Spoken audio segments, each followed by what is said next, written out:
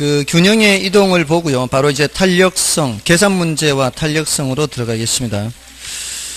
16번, 17번 중에서는 17번을 풀어드리고요. 16번은 여러분이 봐보십시오. 이게 요 중에 하나란 말이에요. 다들 1, 2, 3, 4, 5, 6, 7, 8 중에 하나입니다. 근데 조금 전에 15번에서는 1번 지문이 정답 지문이 아니었죠. 그러니까 어려운 지문은 대체로 정답 지문이 아닌데, 혹시라도 대체효과, 소득효과 이런 말이 나올 때는 실질이란 단어가 있느냐 없느냐, 만약에 대체효과를 설명하는데 아이고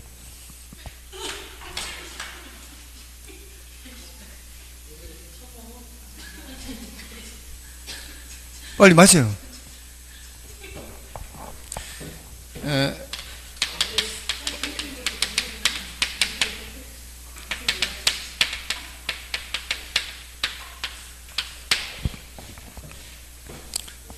무슨 훔쳐먹은 것이 왜 그래요?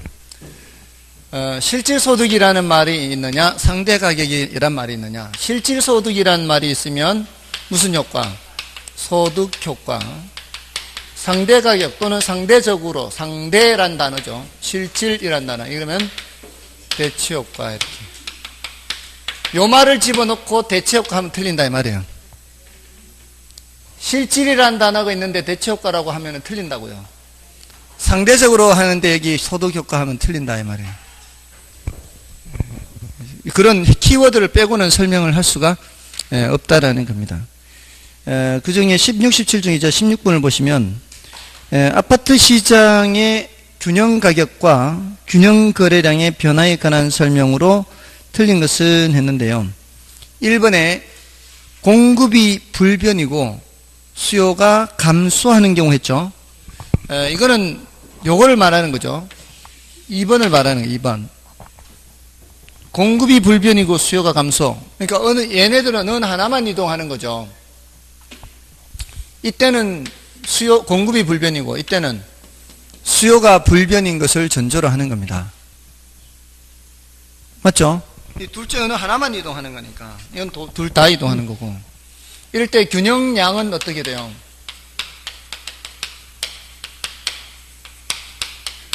균형량은 이거 따라간다 그랬잖아요. 균형량은 감소하고 수요의 경우는 끝까지 같은 방향이라고 그랬죠. 균형 가격도 내려가는 거죠. 자, 그러니까 틀렸죠. 새로운 균형 가격은 상승이 아니죠. 밑으로 내려가는 겁니다. 밑으로 내려가는 거예요. 그래서 틀렸고요. 2번에 수요가 불변이고 공급이 증가하는 경우 했잖아요. 공급이 증가하면 이 말이에요. 그러면은 몇 번이에요? 3번이에요. 3번. 그러면 거래량은 증가하고 가격은 내려가야 돼요. 뭐라고 돼 있어요? 균형 가격은 내려가고 거래량은 증가한다. 맞죠? 예, 이거는 맞는 거예요.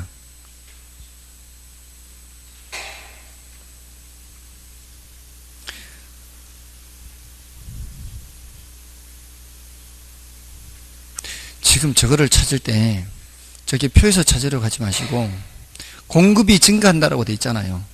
공급이 증가한다면 거래량은 항상 그거 거래량은 따라간다고 생각합니다. 거래량은.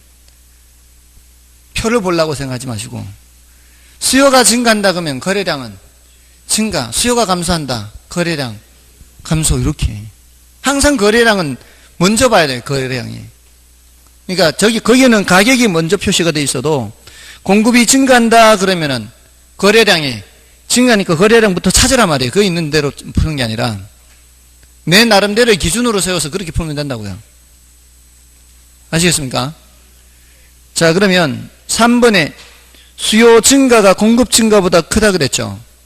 누가 더 커요? 수요 증가가 더 크면 뭐만 보라고요? 수요 증가만 보라 그래요. 자, 그러면 수요 증가했죠? 그럼 그 뒤에 문장을 보기 전에 수요 증가면 거래량 증가, 내가 먼저 판단하고 본다는 거라고요. 수요 증가면 거래량 증가, 가격 상승 이렇게 돼야 되는데 그건 뭐라고 돼 있어?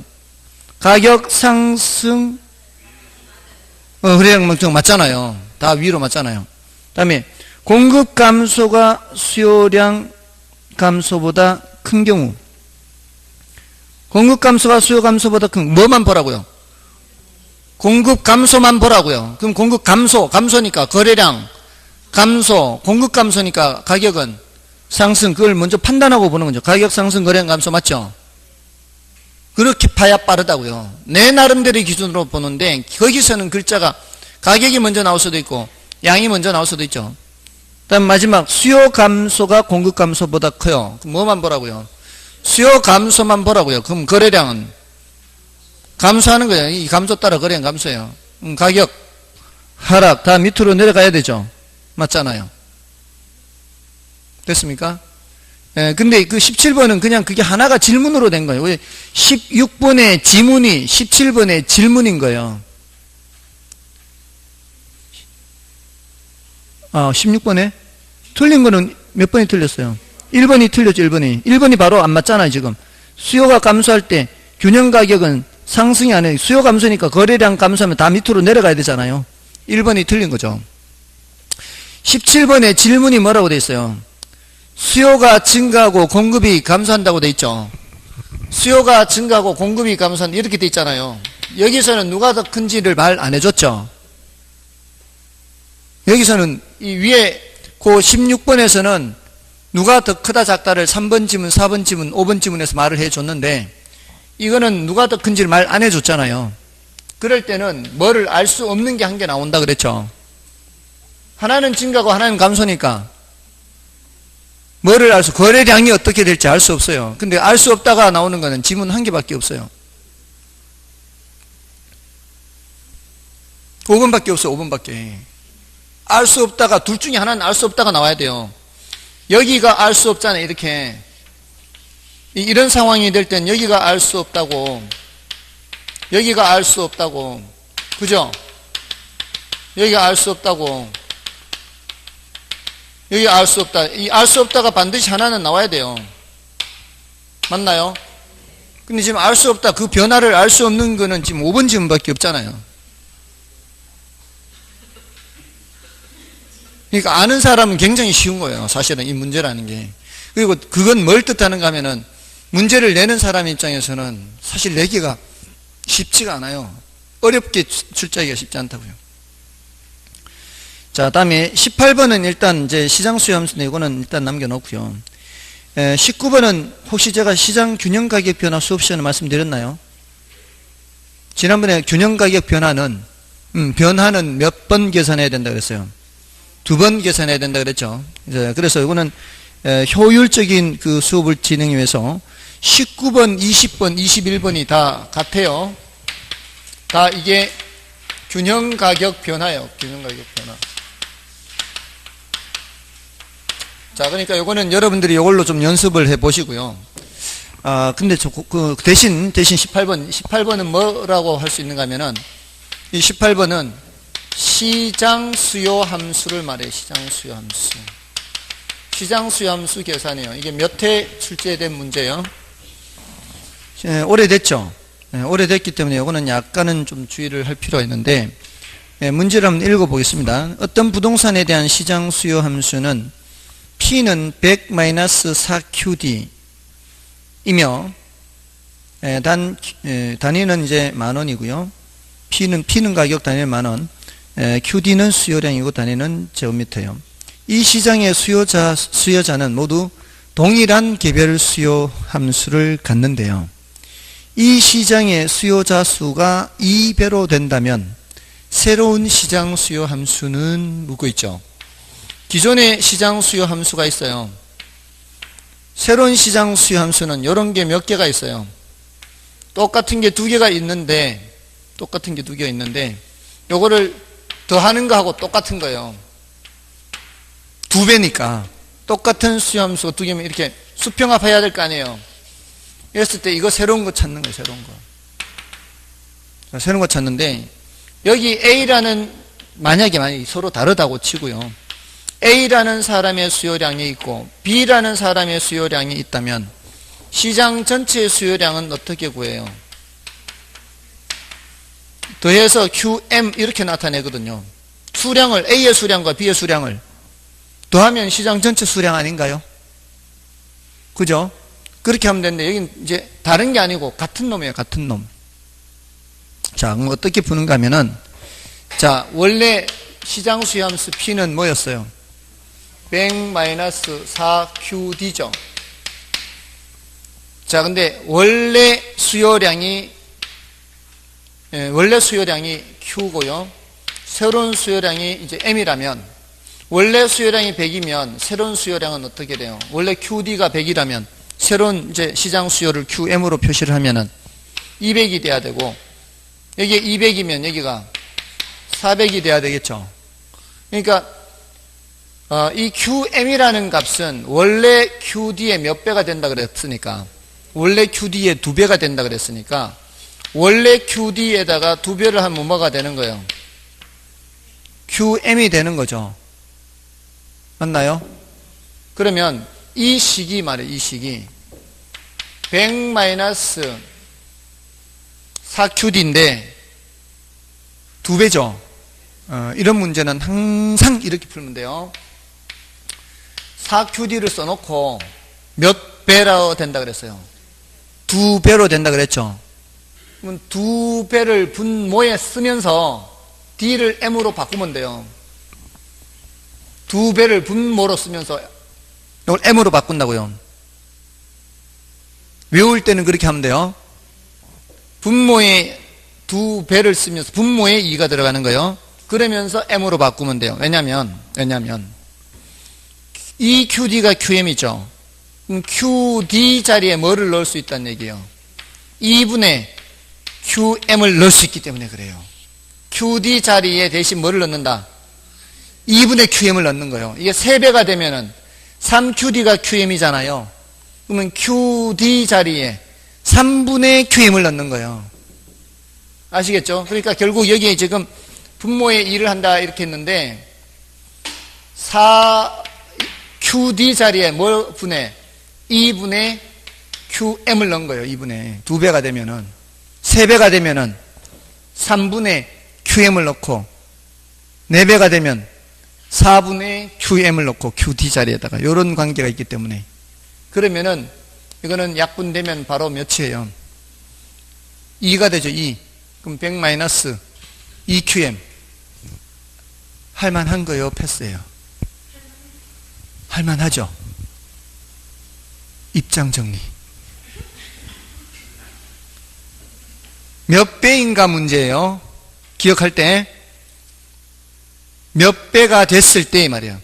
몇 배가 됐을 때는 어떻게 한다? QD 자리에다가 3분의 그 몇 배 분모분의 QM 이렇게 하면 된다고요. 됐죠? 자, 일단 요 정도로 하고요. 자, 그럼 이제 21번은 이제 여러분이 봐주시고, 자, 이제 22번부터는 탄력성에 관한 겁니다. 자, 탄력성에 관한 건데 22번 위에다가 써놓으세요. 탄력성과 균형의 이동이라고 써놓으세요. 22번은 탄력성과 균형의 이동과 관련된 문제입니다.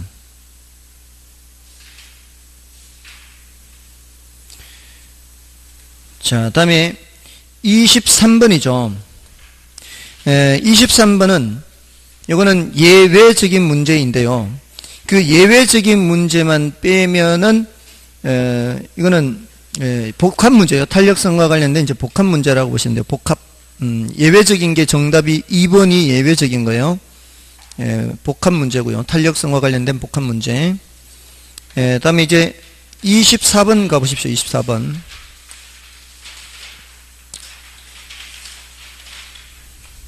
자, 24번 문제는 요거는 난이도가 높습니다. 난이도가 높아요. 작년 문제죠. 난이도가 높고요. 다음에 25번부터는 25, 26, 27번은 25, 26, 27 다 함께 써놓으면 돼요. 25번에다 써놓으면 되죠. 25번에다 써놓고요. 뭐라고 써놓은가 하면 탄력성 크기 결정 요인이에요. 탄력성 크기 결정 요인. 자, 탄력성 크기 결정 요인에서 대체재가 많을수록 고려하는 기간이 길수록 가격 수준이 높을수록 소비 비중이 클수록 또 시장을 세분할수록 용도가 다양할수록 했죠. 그거요. 난이도 높지 않아요. 그 다음에 28번에 가서는 요거는 비가더라고 써는 비가더. 비가더. 예, 그거는 이제 아직 수업 시간에 안 했던 거요. 비가더.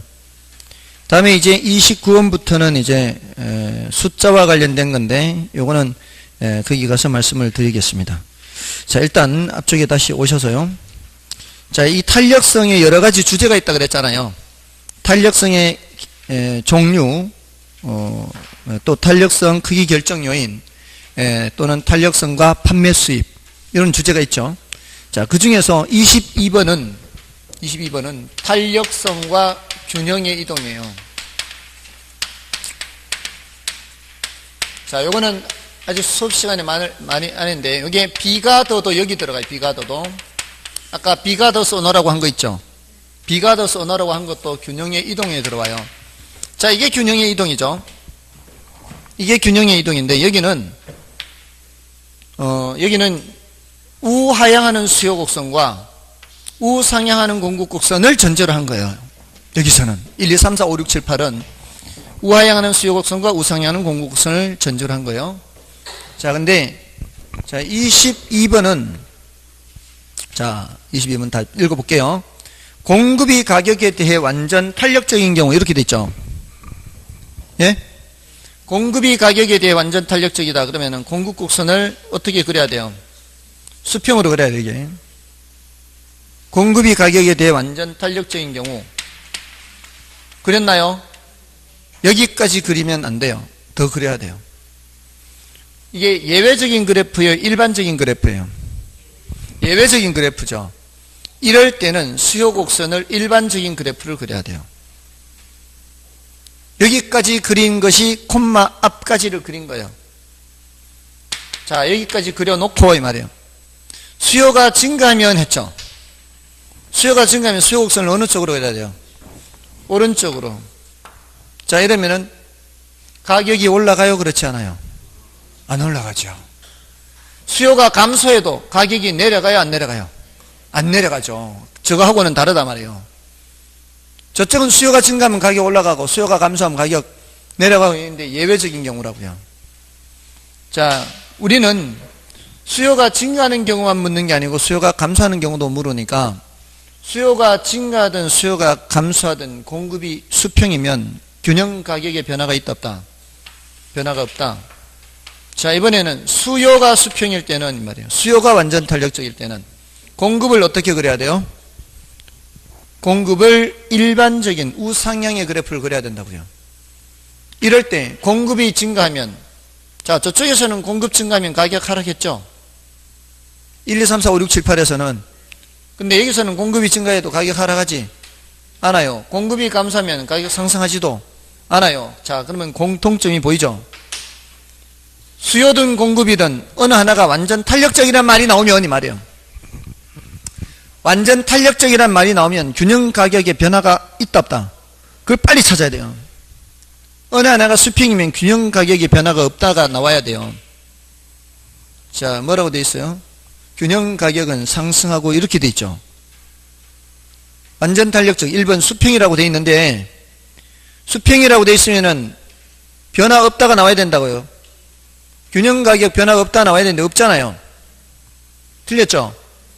자, 근데 2번은 마찬가지 똑같이 공급이 가격에 대해 완전 탄력적인 경우 수요가 증가하면 균형 가격 변하지 않고 뭐만 증가한다? 균형 거래량만 증가한다. 요게 정답이라고요. 됐나요? 자, 근데 3번, 4번, 5번은 반대로 어느 하나가 수직이에요. 공급이 수직일 때 수요 곡선 이렇게 그려야 돼요. 자, 이럴 때는 가격이 올라가든 가격이 내려가든 거래량이 변화 없어요. 마찬가지로 공급이 수요가 수직일 때도 수요는 알아서 이렇게 그려야 돼요. 공급. 수요가 수직일 때 공급을 알아서 이렇게 그려야 돼요. 이때 공급이 증가하든 공급이 감소하든 거래량이 변화가 있어요, 없어요? 거래량 변화가 없죠. 이것도 없죠. 됐나요? 그래서 문제에서 어느 하나가 완전 비탄력적이다 이런 말이 나오면은 반드시 뭐가 나와야 돼요? 균형 거래량의 변화가 없다가 빨리 나와야 돼요. 이게 지금 그 3번, 4번, 5번이 전부 다 완전 비탄력, 완전 비탄력, 완전 비탄력 이렇게 돼 있죠. 공급이 가격에 대해 완전 비탄력, 공급이 가격에 대해 완전 비탄력. 다, 세 개 다 완전 B예요. 완전 B, 완전 B. 자, 그럼 뭐가 나와야 돼요? 거래량이 변함이 없다가 나오는 게 몇 번밖에 없어요? 3번밖에 없죠. 4번, 5번은 그건 예선 탈락이라고요. 맞나요? 거래량이 변하지 않는다가 3번밖에 없는데, 근데 수요가 증가하면 그랬잖아요. 수요가 증가하면 균형 가격이 상승하는 거죠. 가격은 상승하는 거예요. 이 가격은. 됐나요? 됐잖아요. 그러니까 정리하면 이거예요. 정리하면 수요든 공급이든 어느 하나가 수평이면 완전 탄력적이면 균형 가격에 변화가 없다. 어느 하나가 수직이면 완전 비탄력적이면 균형 거래량에 변화가 없다. 이 소리. 자, 이게 뭔 뜻인가 하면은 아주 예외적인 경우인데요. 어떤 동네에 물건을 내놓은 거는 10개밖에 없어요. 더 이상 늘어날 물건이 없어요. 근데 사러 오는 사람들은 자꾸 늘어나는 거예요. 딱 물건은 10개밖에 없는데 사러 오는 사람은 계속 늘어나요. 그런다고 해서 거래량이 늘어나나요? 물건 팔 거는 몇 개밖에 없어요. 딱 고정되어 있어요. 공급이 고정되어 있어요. 10개로. 그러면 수요자들이 아무리 늘어나 봤자 체결은 몇 건데요? 체결은 10건 되는 거죠. 어떤 사람만 살 수 있어요? 조금이라도 더 비싸게 주고라도 산다는 10명밖에 못 사는 거지. 이게 어떤 상황이에요? 공급이 완전 비탄력적인 경우, 수요가 아무리 증가해도 거래량은 고정되어 있고 가격만 계속 올라가는 거죠. 됐나요? 이런 거. 예외적인 경우, 예외적인. 예, 정답은 2번이었고요. 그 다음에 23번은, 자, 그 2번 지문, 정답 지문 볼게요. 다른 것들은 별로 그렇게 크게 어려운 게 없는데, 그 3번, 2번에 수요의 가격 탄력성은 가격이 변할 때 수요량이 얼마나 변하는지를 나타내는 정성적 지표이다. 조금 이건 예외적이에요. 성질을 얘기할 때 정성이라고 그러거든요. 성질. 퀄리티티브로 하죠. 퀄리티티브. 영어 단어. 퀄리티 있잖아. 퀄리티가 좀 괜찮네. 이렇게 질이 괜찮네. 이거 퀄리티라고 하잖아요. 우리 요 QA, QB 할 때 요때 Q는 퀀티티예요. 퀀티티. 양.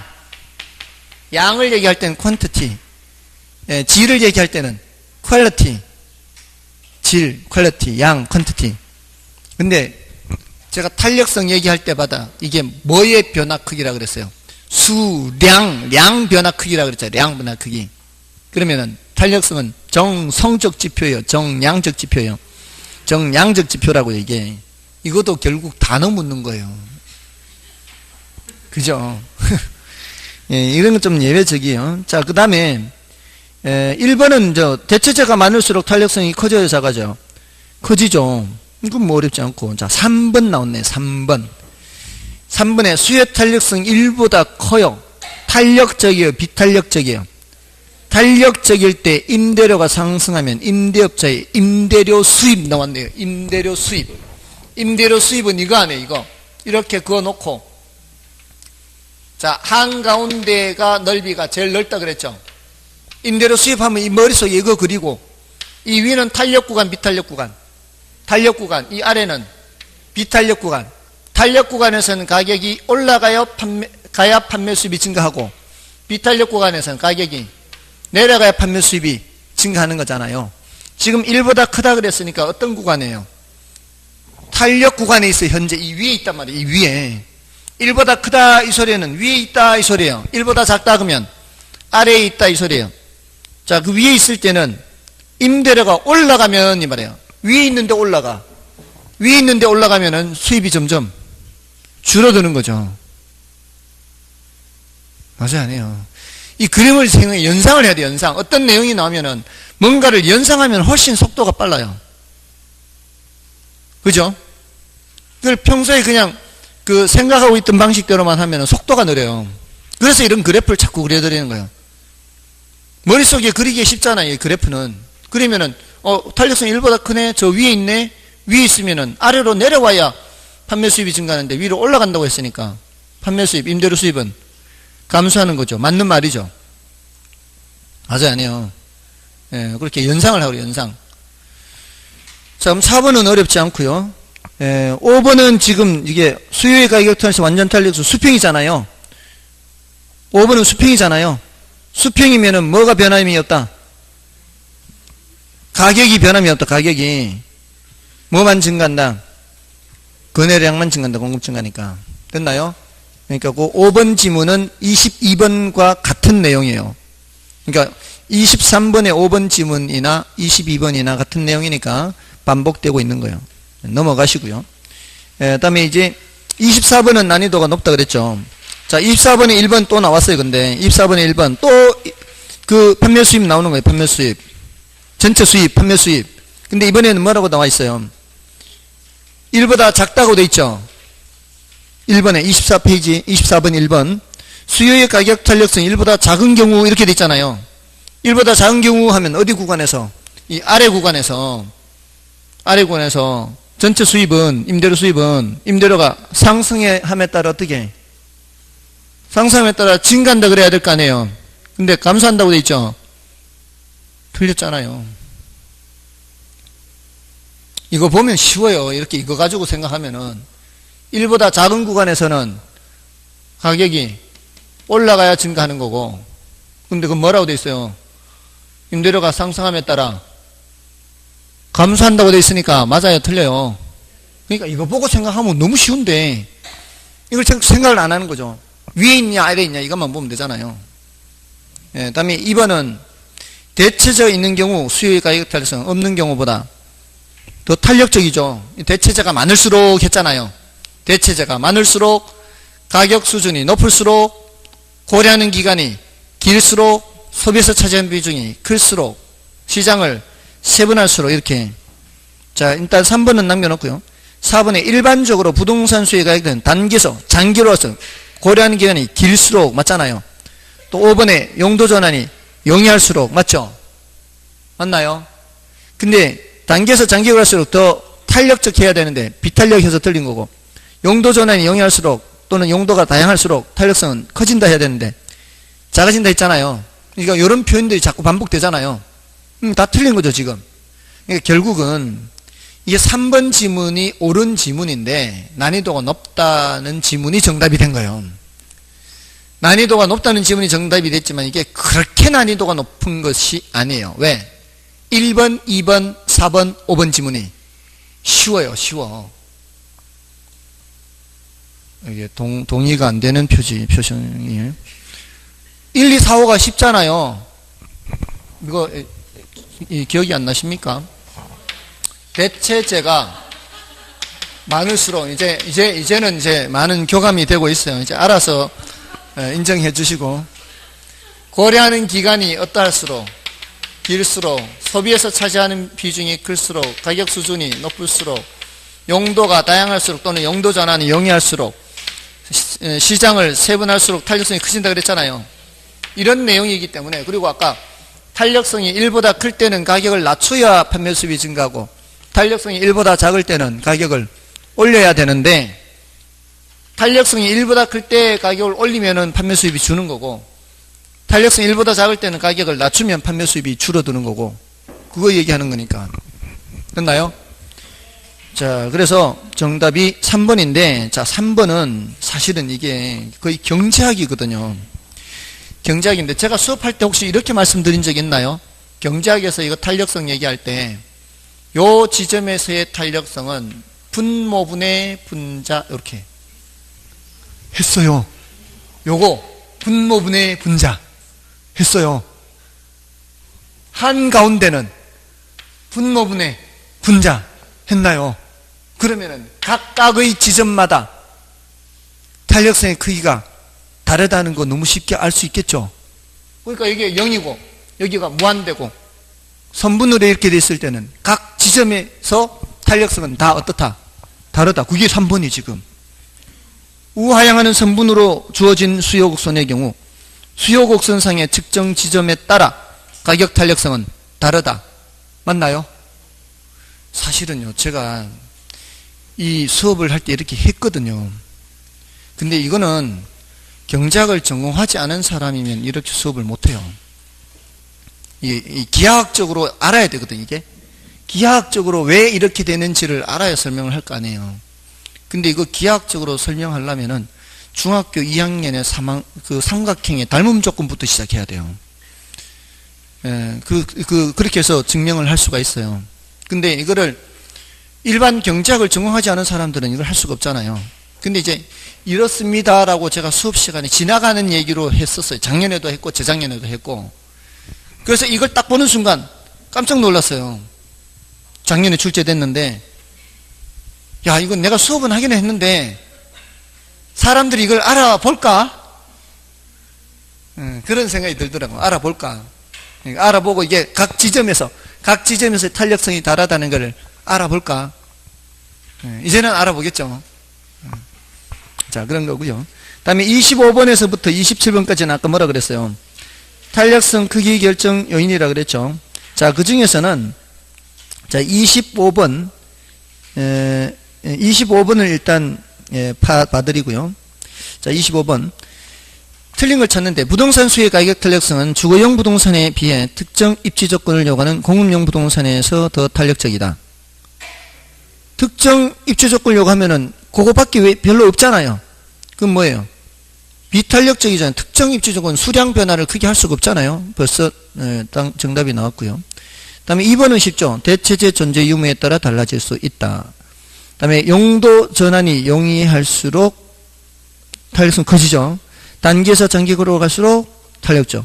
또 지역별 용도별로 세분할수록 탄력적. 그죠? 이거 별로 어렵지 않아요.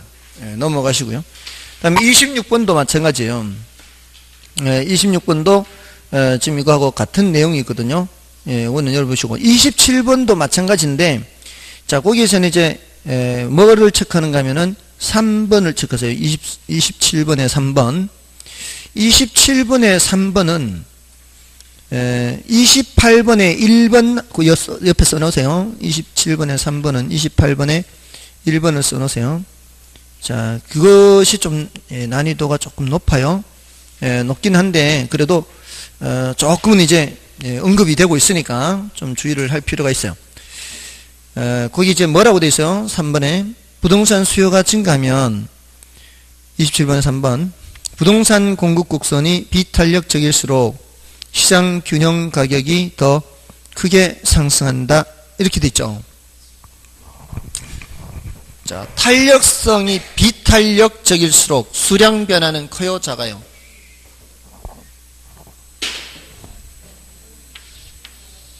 비탄력적일수록 수량 변화가 커요, 작아요? 수량 변화는 작죠. 비탄력적일수록 수량 변화는 작죠. 이 좌우 변화가 작잖아요. 수량은 좌우 변화다, 상하 변화다. 좌우 변화다. 수량 변화는 좌우 변화다. 좌우 변화가 작을수록 상하 변화는 커요, 작아요? 커요, 상하 변화는. 이게 좌우로 변하는 건 이렇게 변하지만 상하는 이렇게 변하잖아요. 지금 공급이 이 가파른 게 A는 여기서부터 이렇게 변하잖아요. 이렇게 변하고 B는 좌우는 이렇게 변하고 상하는 이렇게 변하잖아요. 뭔 뜻인지 아시겠어요? 한쪽으로 적게 변한다는 것은 다른 쪽으로는 많이 변한다는 얘기 아니에요. 예? 비탄력적일수록 가파르잖아요. 비탄력적일수록 가파르다는 얘기는 가격은 더 변한다는 얘기요, 덜 변한다는 얘기요? 가격은 더 변한다는 얘기요. 그래서 B가 더요, B가 더. 비탄력적일수록 가격이 더 변한다. 지금 그래서 부동산 공급이 비탄력적일수록 할 때 B, 가격이 할 때 가, 더 크게 할 때 더예요. 됐나요? 자, 그럼 어떻게 되느냐?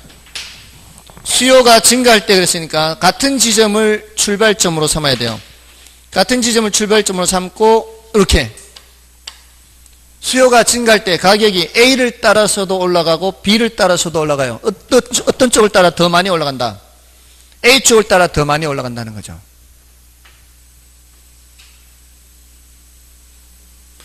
수요가 증가하면 수요가 증가하면 가격이 올라가요, 그렇지 않아요?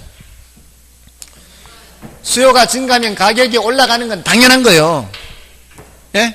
거래량도 증가하는 건 당연히 증가하는 거예요. 하는데 많이 가격이 올라가느냐 적게 올라가느냐 이걸 보려는 거라고요. 근데 비탄력적일수록은 가격은 더 올라간단 말이에요. 가격은 비탄력적일수록 변화폭이 더 크다고요. 그러니까 비탄력적일수록 가격이 더 변한다고요. 비탄력적일수록 양은 덜 변화가 줄어드는 게 아니고요. 늘기는 늘어요. 그래서 어려워요, 이게.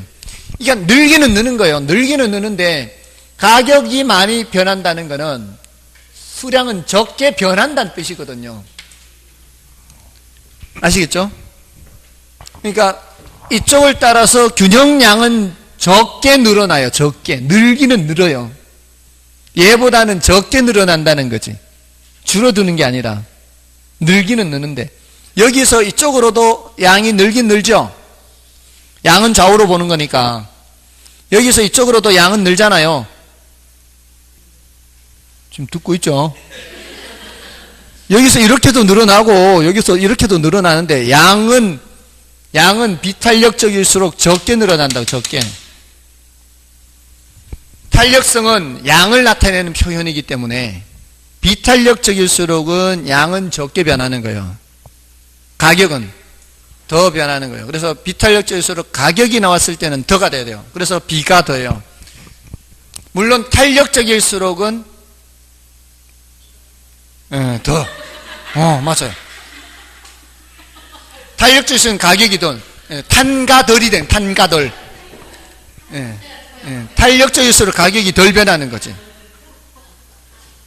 탄력적일수록 가격이 덜 변하는 거죠. 근데 좀 발음이 좀 이상하죠. 탄가덜 하면 뭐 이상하잖아요. 비가더 하면 조금 이렇게 좀 발음하기가 좀 쉬운데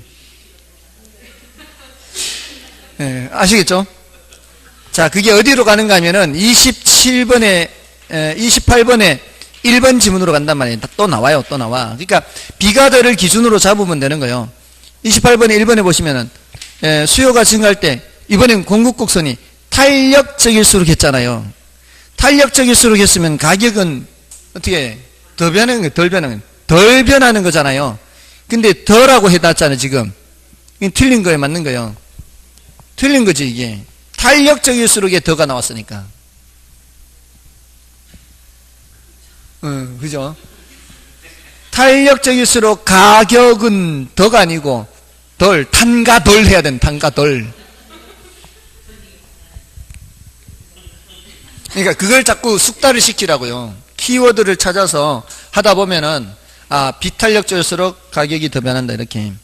나머지는 그렇게 어려운 게 아니에요. 나머지는 별로 어렵지 않아요. 그래서 요거 나머지는 여러분이 보셔도 되고요.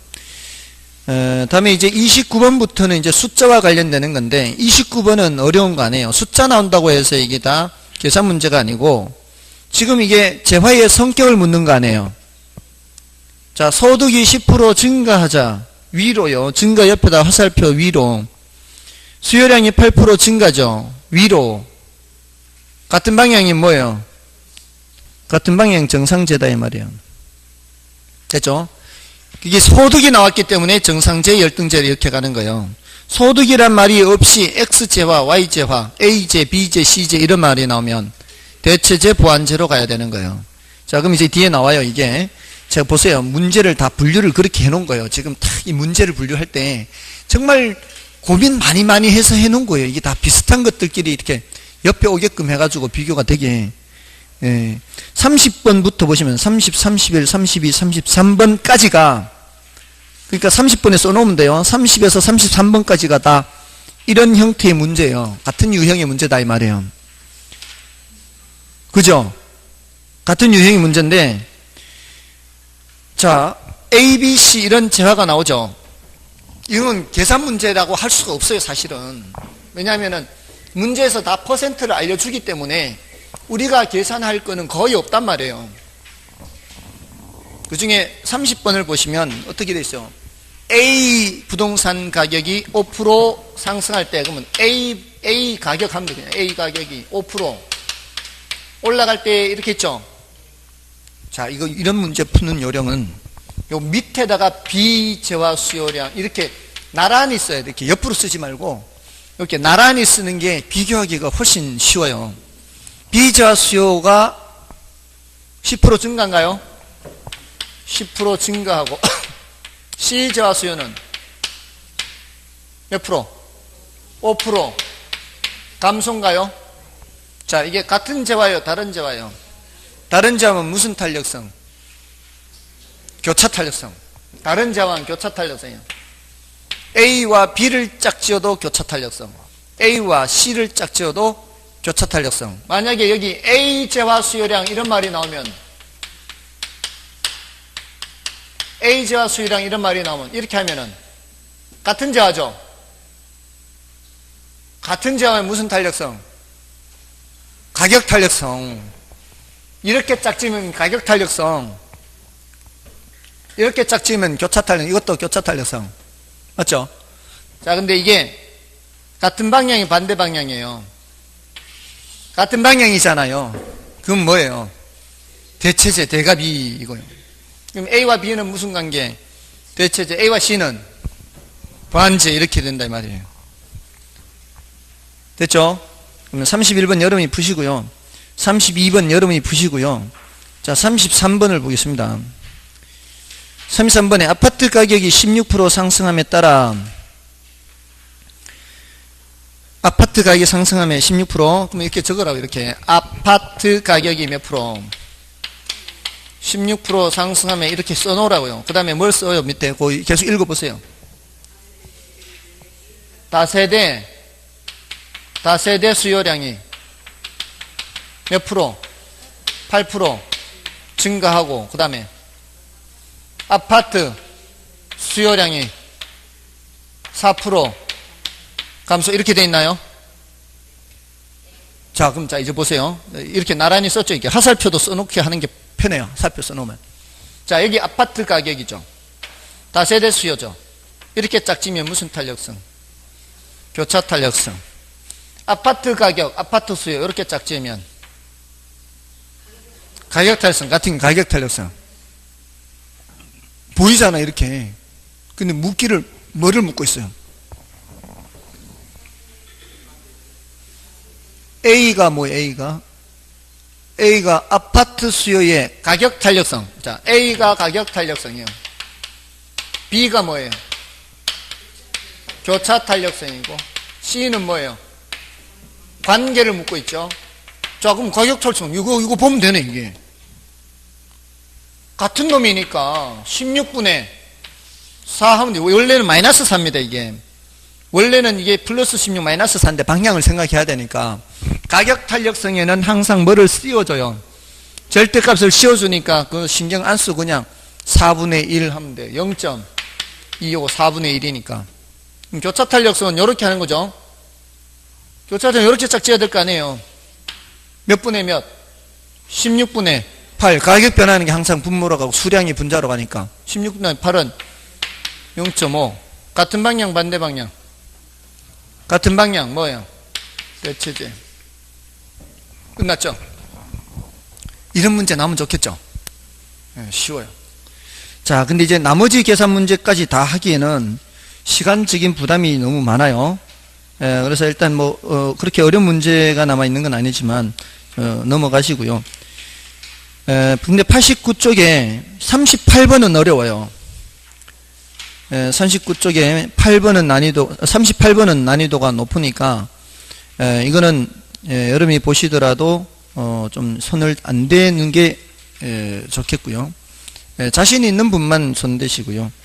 나머지 34, 5, 6, 7번은 해설을 보고 괜찮으면은 좀 풀어보시기 바랍니다. 지금 오늘 계산 문제 좀 많이 들어갔는데 89쪽에 그 경기 변동론의 39번은 참고로 보시면 돼요. 참고. 39번은 참고입니다. 그게 이제 경기 불안과 물가 상승이 동시에 나타나는 현상을 스태그플레이션이라 그래요. 요거는 인플레이션이라는 물가 상승. 물가 상승이 인플레이션이잖아요. 그 물가 상승 밑에다가 인플레이션 써놓으면 되고, 불황이란 단어 위에다가 스태그네이션을 써놓으면 돼요. 불황이라는 걸 영어 단어로 스태그네이션이라 그래요. 물가 상승은 인플레이션이라 그래요. 그걸 합치면은 스태그플레이션 이렇게 되는 거예요. 이것도 단어 묻는 거죠. 영어 단어. 그러니까 이런 거는 뭐 할 수 없습니다. 이런 거와 관계없이 그래도 합격하는 데는 지장이 없었으니까. 다음에 이제 90쪽에 가시면 부동산 경기 변동에 관한 설명으로 틀린 것은 조금만 풀고 마치겠습니다. 이게 시간을 가능한 한 최대한 활용을 해야 돼서 그 40번에 부동산 경기 변동에 관한 설명으로 이건 부동산 경기의 특성에 대한 문제입니다. 이거는 경기 특성에 관한 문제인데 1번은 순환 변동, 추세 변동, 계절은 다 가능하죠. 그리고 2번은 경기 변동이란 부동산 시장이 일반 경기 변동처럼 상승하공 반복하는 거 맞고요. 그다음에 부동산 경기는 일반 경기와는 다르게 일정한 주기와 동일한 진폭으로 규칙적 안정적으로 보면 말도 안 되죠. 이거는 틀렸습니다. 너무 쉬운 지문이고요. 나머지는 뭐 여러분이 보셔도 되고. 다음에 이제 41번은 자, 이것도 이제 이게 순환 변동하고 이제 결합된 문제예요. 순환 변동의 국면별 특성이 있지 않습니까?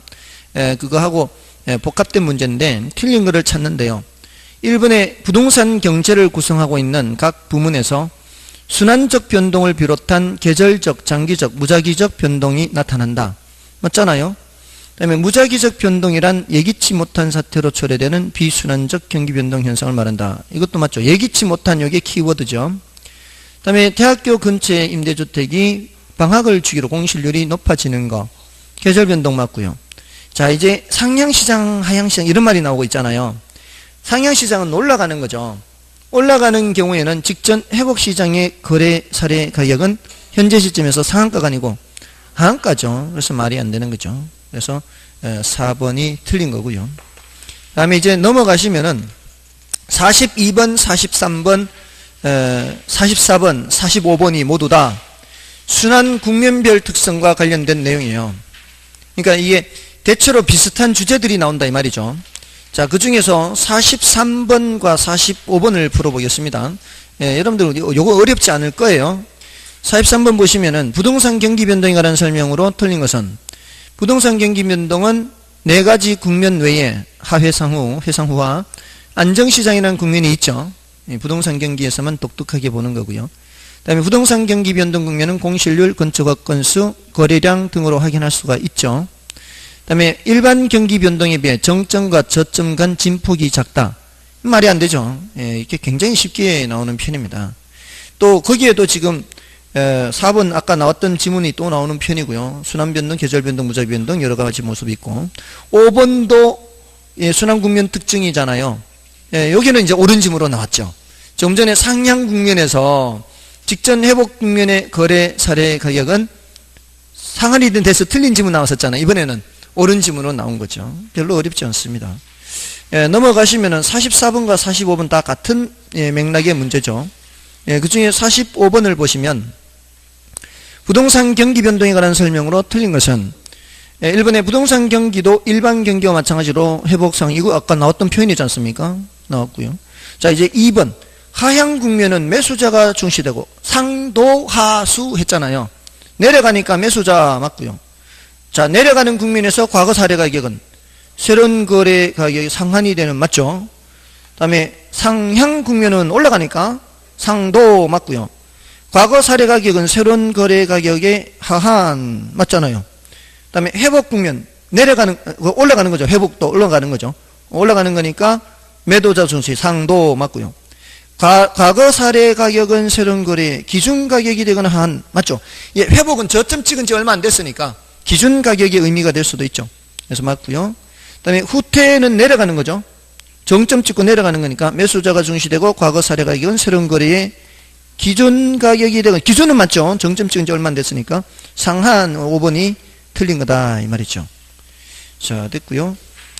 다음에 이제 46번은 뭐 경기 유형과 관련되는 건데 요거는 이제 여러분이 좀 봐주시고요. 지금 거미집 이론이 남았죠.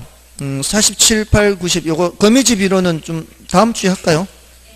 다음 주에 하도록 하겠습니다.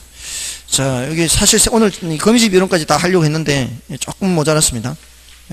아무튼 여기까지 하도록 하고요. 애쓰셨습니다. 다음 주에 뵙겠습니다. 감사합니다.